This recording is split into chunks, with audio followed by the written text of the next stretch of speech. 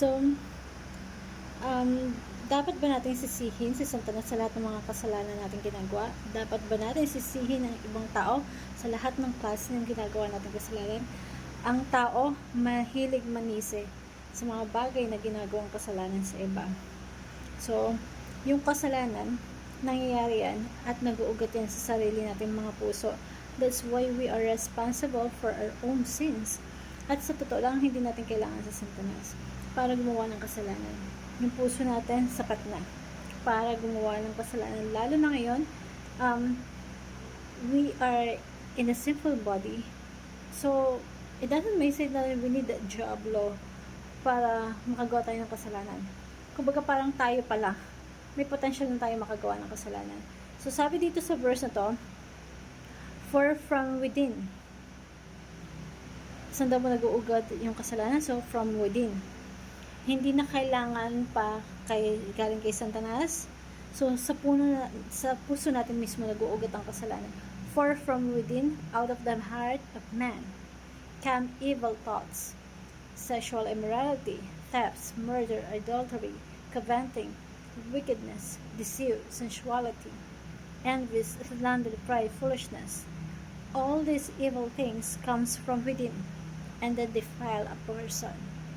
So sa Tagalog, sapagkat mula sa loob, mula sa puso ng tao, lumalabas yung masasamang pag-iisip, pakikipag-apid, pagdanakaw, pagkaslang, ang pangangalunya, kasakriman, pandaraya, kahalayan, pag-iinggit, paninirang puri, at kahangalan. Ang lahat ng masamang bagay na to ay nasa loob nagmumula at nagpaparumi sa tao. So, ang issue kasi dito, ng mga panahon na to, yung mga pareseyo na lumalapit kay Jesus Christ, lumalapit sa mga alagad niya, nakikita yung mga alagad na kumakain yung mga alagad na hindi nagugas ng kamay. So, may mga dietary laws sila ng mga sinaunang panahon, may mga foods and regulations sila na kailangan maghugas sa mga kamay kasi kailangan malinis, lalo na mga mga priest before, kasi that is yung basis ng moralidad sa kanila. So, hindi naman yun yung pumapasok sa bibig mo ang napupunta sa tiyan mo, ang nagpapasama sa iyo, ang nagpaparami sa iyo sa harapan ng Diyos, kundi ano yung lumalabas sa bibig mo. Kasi ano yung lumalabas sa bibig mo, yun yung nanggagaling sa puso mo. At sa puso mo, nagmumula yung kasalanan. Yun yung nagpaparami sa tao. Sabi ni Jesus Cristo, that's why yung teaching natin for today, the heart is a mega factory of sins. Yung puso natin, hindi lang factory of sins. It's a mega factory of sins. Kumbaga sa Tagalog, hindi lang sa yung pagawaan. Manufacturing. Factory. Diba? Na dyan ginagawa. Dyan nag-originate lahat ng samusaring kasalanan. So, tignan natin dito, diba? Sabi niya, ang linaw dito so sinabi dito sa for from within. Galing mismo sa ating mga pusong out of the heart of a man comes, nagmumula sa Tagalog, sapagkat mula sa loob, hindi galing sa labas na pumapasok sa loob, sa puso mismo, yung point of origin. Kaya wala kang masasabi sa harapan ng Diyos na nagkasala ako dahil sa tao na to. Kasi yung tinukso si Eva at Adan, sabi ni Adan, yung kasing babae, sa kanya galing, sa kanya nabula.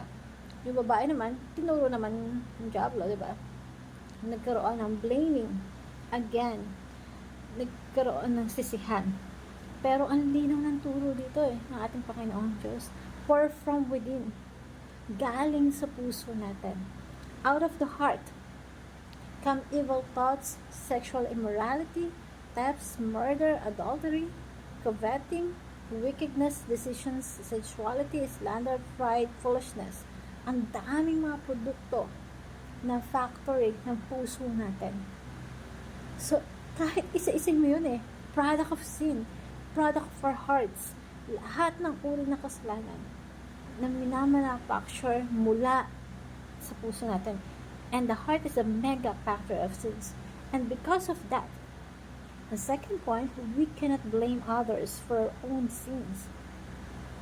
Pag nagkasala ka, kapag gumawa ka ng kasalanan, huwag mo isisi sa asawa mo, huwag mo isisi sa mga kasama mo sa trabaho, huwag mo isisi na sabihin mo, dahil sa'yo, muntik na kami mapahamak. Diba? You are the responsible kung ano yung sinabi mo sa ginawa mo. At yung kasalanan mo, galing yan sa puso mo.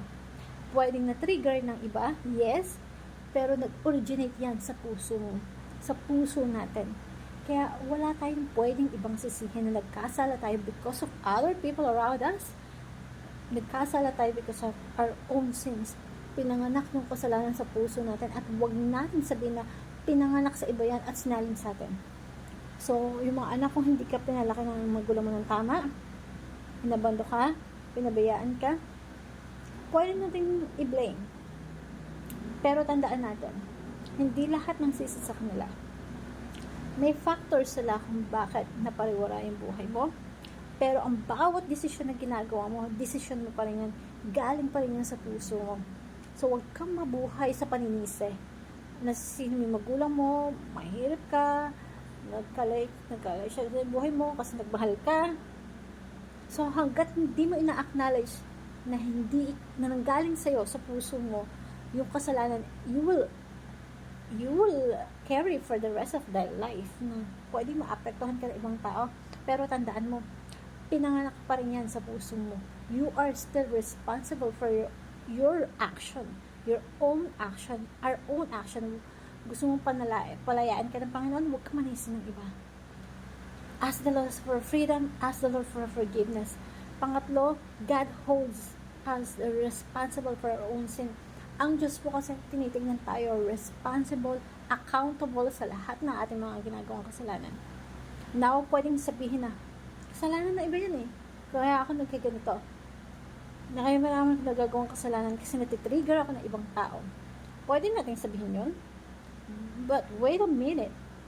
Diba ang paparusahan ng Diyos sa judgment day, ikaw? O sa araw ng paghuhukom, ikaw? Yung mga taong nagkasala, hindi natin pwede kasi isisihin sa society, sa mga tao sa paligid natin, na, kunyari, nakapagsabi ka ng hindi maganda sa tao. Ano naman sakit ang sinabi mo? Pero, at the judgment day, hindi naman ang i-judge ng mga ni Jesus, yung mga tao sa paligid mo. Ang i-judge ikaw. Because you are being accountable for your words, for your sins, sa lahat ng ginawa mo kasalanan, sa lahat ng ginawa natin kasalanan, bago mat may epekto yung ibang tao sa buhay natin. But we are the responsible sa life na binigay sa atin ng God. So, dapat matuto tayong pumihit na, Lord, it's my fault. Hindi ito kasalanan iba, kundi kasalanan ko. Please forgive me and set me free. That's the proper attitude. Now, application, napakahalaga. Do not let the sin of sins germinate. Take root of the growth. So, lahat tayo may buto ng kasalanan sa ating puso. Lahat tayo. Huwag natin hayaan na mag-germinate yon, yung magsimulang tumubo, mag-ugat sa puso natin, lumago. Huwag natin hayaan. Sabi nga ni John Owen na the sin of every sin is every heart. Yung buto ng bawat kasalanan ay nasa bawat puso ng tao. Ibig sabihin, sa puso mo, kapatid, may buto dyan ng kasalanan. Sa puso mo yan. Nasa sa'yo yan. Kung didiligan mo, gagawin mo, i-cherish mo, o alagaan mo, pag-uugatin mo, hanggang sa tumubo, hanggang sa lumago, hanggang alipinin ka ng kasalanan. Do not let that seed of sin germinate. Take root of growth, because it will become a beast within you. Kumbaga, magiging mortal na kaaway mo yan sa sarili mo. Your small sin to be your own monster. Yan din ang papatay sa'yo. Yan din ang magpapahamak sa'yo. Kill sin before it kills you. Patayin mo na yung kasalanan bago ka papatayin nito. Isipin mo ba, buto ito na parang tumubo. Hanggat maliit pa, putulin mo na. Bago pa maging habit ang isang kasalanan, putulin mo na. Alam mo yung mga addiction, drug addiction, fornication, or iba pang addiction, sex addiction, nagsimula yan sa isang sex, sa isang sigarilyo, sa isang inom ng alak, sa isang panonood, isang droga. Pero, hindi yan habit.